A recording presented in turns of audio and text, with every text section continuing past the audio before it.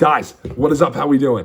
I just wanted to get on here and briefly react to UFC 324.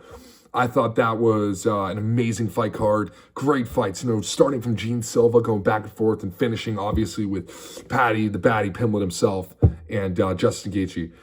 I just want to say some of the best fights I've seen all year, and even a lot better than most of the fights, I think, in 2025, personally.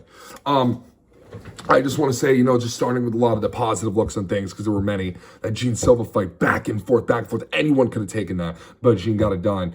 Then you even move forward, that co-main, Sean O'Malley, just really started pummeling him. I mean, that third round action, those knees, those punches, amazing. And then you get into the main event. Gaethje was a beast, guys. Landing punches left and right. Paddy was insane, but he knew he had to move in. And so there's not really much more that I was going to say about the Gene Silva fight. But getting in the co-main and main, I want to address something. There's been a little bit going on that I've heard from people I know and just, out there, that co-main call was questionable.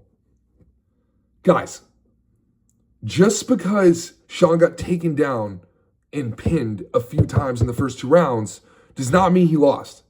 Number one. The second thing is you have to understand, when it's a unanimous decision like it was, they factor in mostly strikes, okay? Can takedowns be important? Yes, but will they always decide a fight? No. There was 1 takedown, okay? And besides that, in that first round, or let's call it first round and a half, maybe close to 2 rounds, fine. It was mostly Sean got on the ground once and was pinned against the walls. Not many strikes. You get into the end of the second round and the third round, a lot of knees and strikes. Sean clearly had that. Now, I don't think there's many people disputing this, but for the people who are, I want to make that very clear. Like, in unanimous decisions, strikes are everything.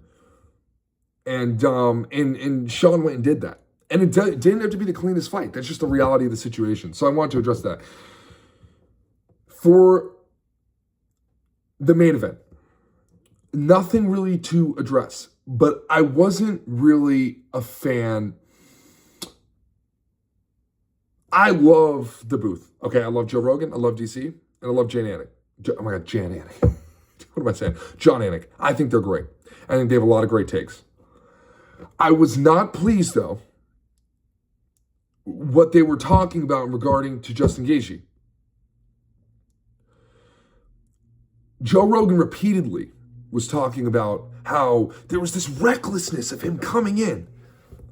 The way I see it is, and look, he was a pro fighter, DC was too, they probably know better than me, but I think it takes anyone with common sense to understand that Justin did that because that's what he needed to do to win the fight. He had to get him off balance. If he had hesitated, what would have happened was Paddy would have used that energy against him. Even with Justin putting all the pressure he did, and he did a fantastic job, I think, on Paddy was still up. So guys, think of it this way. Imagine if Paddy didn't take all those hits. Think about that. It would have been a completely different fight. I think it was the completely right move for Justin to go in like that. I don't think it is considered reckless if he is landing the punches. Now, where I would have agreed with Joe is if he went in there and was just throwing haymakers and missing, and then getting landed uppercuts, whatever, brought to the ground. I would totally agree with Joe. I don't like, though, that it would be considered reckless to do the right things to win the fight. Where's the logic there? To me, it doesn't make sense. It was working for Justin. If you're, guys, in any athletics, I did tennis for a while, right? And one thing coaches would tell me all the time is, if something is, and this is also another individual sport, mind you, if something is working, don't change it. Okay, where you need to adapt is when things are going wrong. That was working. I could make the argument. I think it was the 3rd or 4th round, and I believe it was the 3rd round. Justin was starting to slow down.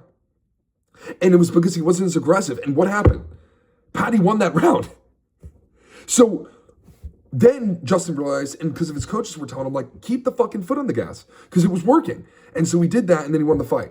So I was not really a fan of that. At a certain point, look, I can understand fighters have styles just like tennis players have styles. But at a certain point, if the style is not going to work against a fighter, just like if a style isn't going to go against an opponent in tennis, you have to change. So that's really the only thing I have to say with that. It was a little aggravating to hear the constant, oh, this is reckless. And at the end of the fight, Joe Rogan was like, that was madness. It wasn't really that madness. It was just Justin did what he had to do to win the fight. He won 4-1. If you're going to call that madness, okay. I thought it was a good fight. If you're saying that kind of madness, fine. But if you're saying that it was like a reckless kind of madness, I disagree with you because I don't think that's a fair thing to say.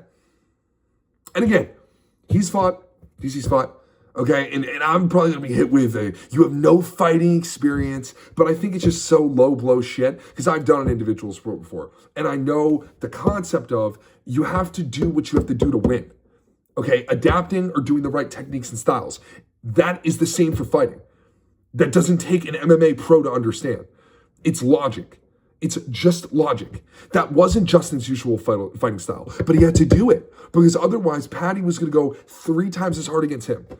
So I'm sorry. It just stuff like that can tick me off. But again, I'm a huge fan of Joe Rogan. I'm a huge fan of DC and John. I love what they're doing. I think they usually give very great takes.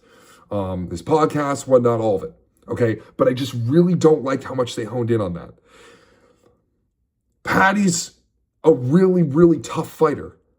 It's more the reason where you have to apply that pressure. It's obvious. Okay, you can get into techniques and styles, and that's not where I'm an expert, and I'm going to admit that. But what I can say is, it's kind of obvious that Justin had to move in there. And that's really my point.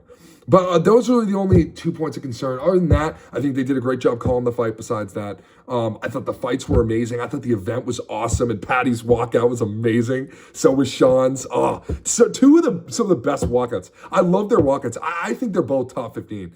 I mean, it's awesome. Yeah, I mean, honestly, guys, just a great card. Dana put together another good card. Next weekend, there's one as well. I'll check who's fighting. Because if it's not the shittiest card, I probably won't do a reaction on it. But if Dana puts one together like this, we will definitely check it out and watch it. But I love the UFC. I love what they're doing. Joe, Dana, the fighters, all of them. They're all awesome. They're incredible. And yeah, I just can't wait to see the cards they have to put together for the future. So, and then by the way, just another thing for our content, guys, we're going to be going to a UFC fight in Miami in the spring. And we will be vlogging that as well. So that'll be some more content. But guys, let me know what you think in the comments. Feel free to agree or disagree. That's just generally how I feel. And I think a lot of you guys probably saw what I was talking about. So feel free to relate. If you want to like, that would be great. A sub would be nice too. But listen, up to you guys. And yeah, hope you enjoyed. And yeah, guys, enjoy the rest of your weekend. And yeah, I got some football tomorrow. So we'll be reacting to that on Monday. So yeah, guys, love you guys. Peace.